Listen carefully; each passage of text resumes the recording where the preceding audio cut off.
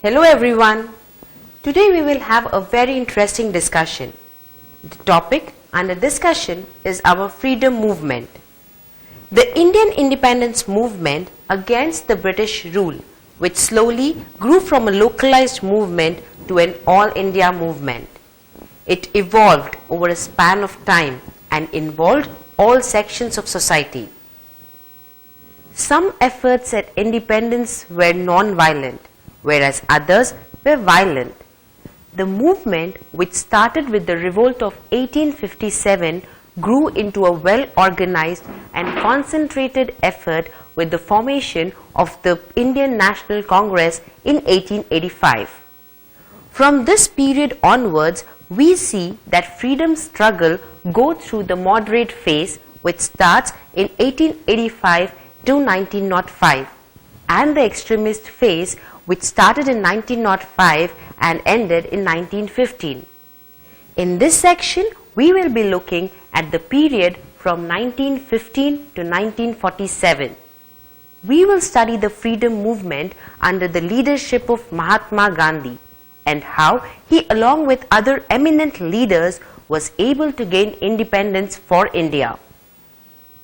On our journey through the Gandhian era, as some historians call it, we watched the discussions with Dr. Krishna, a great historian, Ravi, a student of our class, and Mrs. Venkat, our history teacher for the day.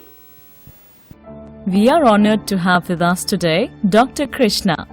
He is an eminent historian and has done a specialized study of India's freedom movement.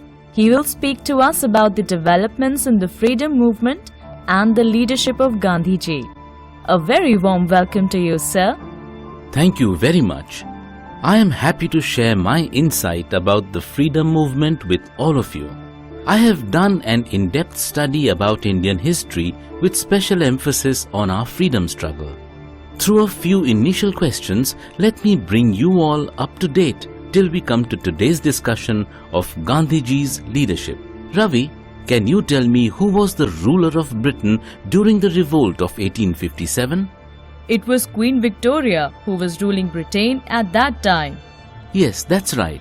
Thank you, Raja. Can you tell me why the period from 1885 to 1905 is called the moderate phase? I know the movement was not violent. They used simple methods, but I am not very sure how to explain it.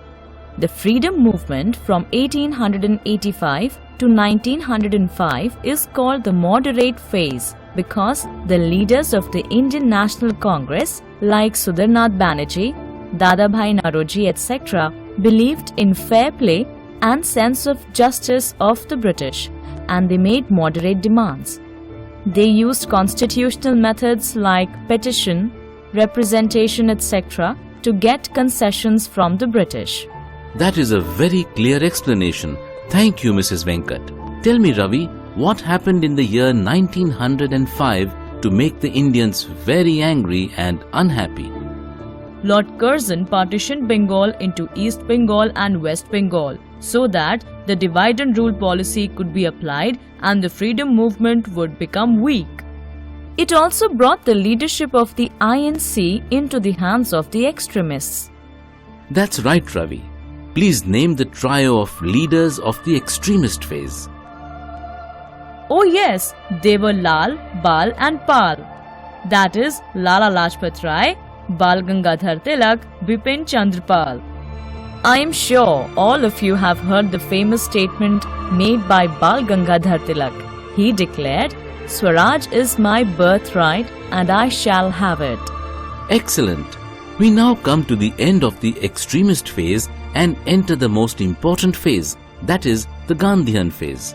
We will see the growth of Gandhi from a young boy to becoming an attorney or lawyer, and then his transformation to becoming the leader of the freedom movement. Mrs. Venkat will tell us about the early life of Gandhi. Mohandas Karamchand Gandhi was born on 2nd October 1869 in Porbandar, Gujarat. After his schooling here in India, he completed his bar at law in England. He went to South Africa to practice law. There he came across the ill treatment and injustice meted out to the Indians, the non-whites, farmers, labourers, etc. In South Africa, Gandhi faced the discrimination directed at all coloured people. He was thrown off a train at Pietermaritzburg after refusing to move from the first class. He protested and was allowed on first class the next day. He organized the movement against this injustice in a non-violent, non-cooperation method. The title Mahatma, meaning high-souled, was first given to him in South Africa. India and the rest of the world also started and continued to refer to him as Mahatma Gandhi. He spent 21 years in South Africa from 1893 to 1914. He returned to India in 1915. Ravi, by what other name is Mahatma Gandhi also popularly called? Mahatma Gandhi is also popularly called Bapu, meaning father. He is also referred to as the father of the nation. On his return from South Africa, he toured the length and breadth of India and saw the conditions of the Indians. He saw the poverty, the disunity, the backwardness of women, the practice of untouchability, the miserable conditions of the farmers and factory workers, the harsh laws of the British government, etc. All this saddened him very much. He decided to fight on two fronts: the social front against social evils like untouchability, use of alcoholic drinks, etc., and rid society of these evils. The second front was the political front. He decided to join and strengthen the freedom movement. At the time of the First World War, the British made many harsh rules. People had no freedom and punishments were very severe. Everyone hoped that when the First World War ended, these laws would be withdrawn. But instead of withdrawing the harsh laws, an even more strict law came into effect, called the Rowlatt Act. The committee which passed this act was headed by Sir Sidney Rowlatt, and so it is called the Rowlatt Act. According to the Rowlatt Act, the government could arrest and put anyone in jail. No trial was held. There was no appeal against such arrests and imprisonment. Through this law, the British wanted to suppress the freedom movement. People called these the Black Laws and protested by holding meetings and processions. In the face of growing opposition, the British became more cruel in their attempt to suppress the people. Even women and children were not spared. They were also lathi charged. We see this cruelty in the Jallianwala Bagh massacre. On 13th April 1919, the Baisakhi Day, a festival day and a holiday, people, men, women and children held a peaceful meeting at the Jallianwala Park in Amritsar, Punjab. The park had buildings on all sides and only one very narrow entrance. About 20,000 people were at the meeting. As the meeting was in progress, General Dyer along with troops came and blocked the only entrance. There was no provocation or cause, but General Dyer ordered his troops to fire on the crowd. With no means of escape, a stampede occurred. More than 1,000 died and thousands were injured. This is so horrifying and sad. Indians must have hated General Dyer and the British then. Yes, the whole country was angry and the time was right to launch the non-cooperation movement. Gandhiji had come to the forefront of the freedom struggle. He, along with other leaders, decided to launch the non-violent, non-cooperation movement. The methods adopted to protest were: there was to be no violence, but people would refuse to follow unjust British laws. Hundreds of men gave up their government jobs. Students and teachers left schools and colleges. This became a mass movement. The British came down heavily on the movement. Leaders were arrested. People attending the processions and meetings were lathi charged. When the British were using violence and harsh measures like lathi charge, the Indians did not fight back with violence because Gandhiji asked people to face violence with non-violence and to shame the British for their use of violence. In all places it was progressing well, but then the Chauri Chaura incident occurred and this led to the non-cooperation movement being called off. What is this Chauri Chaura incident? What happened here?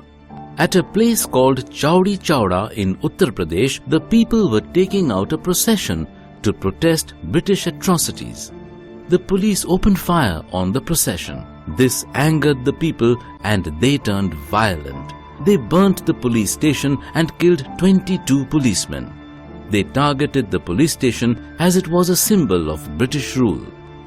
At this violence by the Indians, Gandhiji was pained and realized that the entire country was not yet ready for a non-violent movement, and so he called off the non-cooperation movement.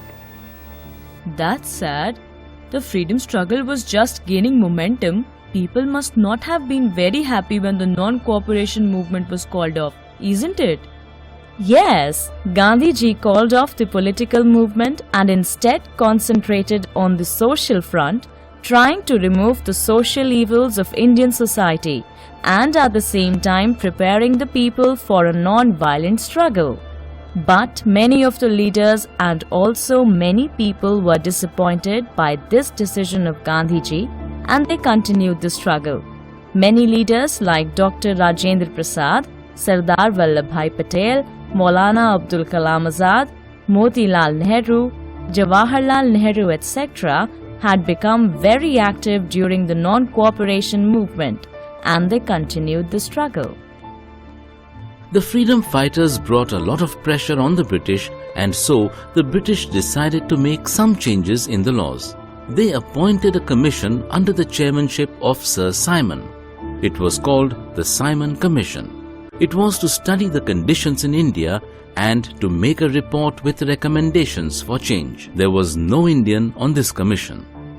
The Indians felt insulted at not being consulted and so decided to boycott the Simon Commission. The commission on arrival in India was met with black flag demonstrations wherever it went and slogans of Simon, go back. The freedom movement had greater enthusiasm now that it had a focal point. Another event occurred which added to the growth of the movement. It was the Lahore session of the INC in 1929. Jawaharlal Nehru was elected the president of the INC and the demand was now made for Purna Swaraj or complete independence from the British. Seeing the growing zeal of the people, Gandhiji, Nehru and the INC decided to launch the second mass movement, that is the civil disobedience movement, to demand for Purna Swaraj. Women came out in large numbers and started playing a major role in the freedom movement.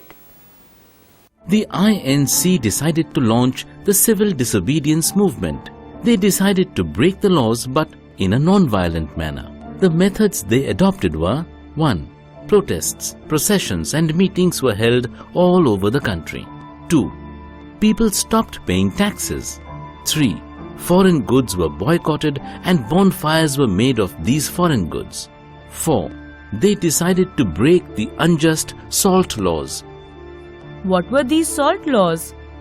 The British had forbidden the people to collect salt from the sea. Salt is a common item used in every home. So they decided to break the salt law so that every Indian would be a part of this protest. Thus, the Dandi March was launched. On 12th March 1930, Gandhiji, along with his followers, started from his ashram at Sabarmati in Ahmedabad and marched to Dandi, a small village on the sea coast. They walked the entire distance of around 300 kilometers. They reached on 20th March 1930. Gandhiji picked up salt from the seashore. Thousands followed his lead. Wow! A handful of salt and it started a country-wide freedom movement. It must have been so exhilarating to be a part of the Dandi March. Yes, people's patriotic feelings were at a fever pitch. People all over the country followed Gandhiji's lead and his footsteps. This alarmed the British and they tried their best to crush the movement. People were lathi charged, many were killed. More than 1 lakh were put in jails. But people were not afraid. The movement spread all over the country. To bring about economic self-reliance and to stop the dependence on British goods, Gandhiji revived and energized the Swadeshi and boycott movement. People were encouraged to use goods made in India. Gandhiji himself spun khadi on the charkha and used that for his clothing. Followers of Gandhiji were also asked to spin khadi and use it for their clothing. The charkha and khadi became symbols of freedom. Bonfires were made of foreign cloth and foreign goods. There was almost no demand for foreign goods. This helped the weavers and other cottage industries.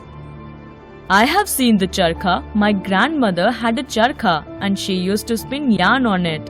Around this time, that is in 1939, the Second World War broke out. Since Britain was fighting in the Second World War against Japan, Britain forced India also into the war. This had a major effect on the freedom movement, isn't it, Dr. Krishna? Yes, Indians felt insulted as they were not even consulted, but were forced into a war in which they did not want to fight.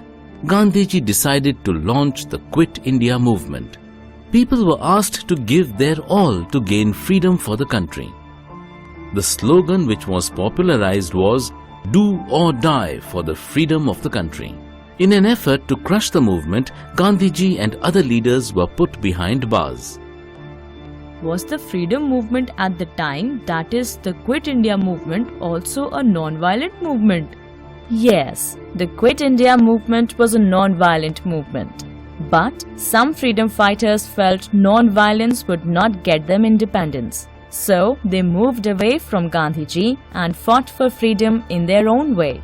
Patriots like Bhagat Singh, Rajguru, Sukhdev, Chandrasekhar Azad, Ashfaqullah and Sita Ram Raju took to a path of violence to fight the British. They came to be called the revolutionaries. I saw a movie once called Shaheed Bhagat Singh. The revolutionaries kept shouting, "Inqilab Zindabad." That Inqilab Zindabad meant, "Long live the revolution." These revolutionaries made the supreme sacrifice of giving up their lives for the country's freedom. That is why we call them Shaheed or martyrs. At this time, another great revolutionary, Subhash Chandra Bose, came to the forefront of British.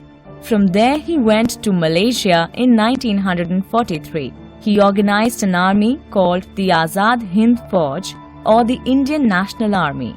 He wanted to defeat the British and gain independence.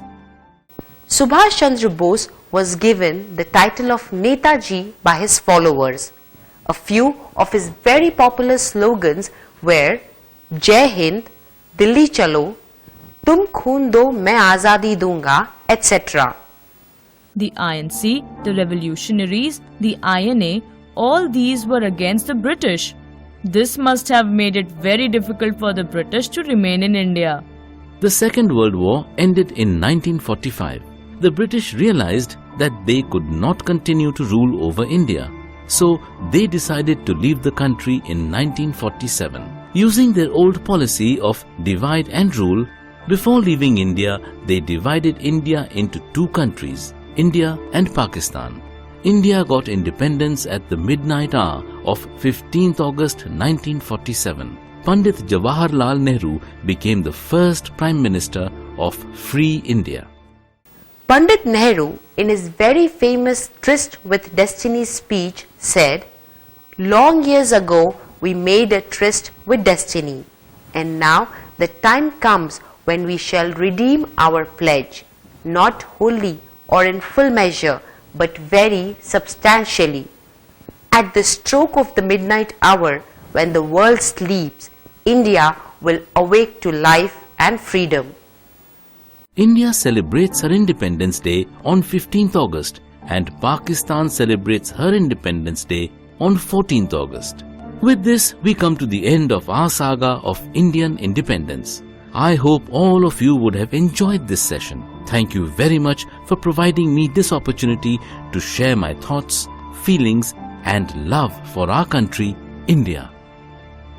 Thank you very much, Dr. Krishna. It was a great honor to have you with us for this session. We have learned so much about the freedom movement and the difficulties involved. It has made us realize how important and precious our freedom is. We will treasure it and safeguard it. Indian independence movement is not just the work or effort of a few leaders or a few people. It is the mass movement effort of all the people. Great sacrifices were made and the freedom we enjoy today is got after a lot of hardships. We must all realize the importance of the work done by our forefathers. We must cherish the hard work done by them and must preserve and protect this freedom and independence. Freedom is our right and our responsibility. You can make a collage of all the leaders of the freedom movement and their famous sayings. Hope all of you enjoyed this session today. Until we meet next, happy learning and goodbye.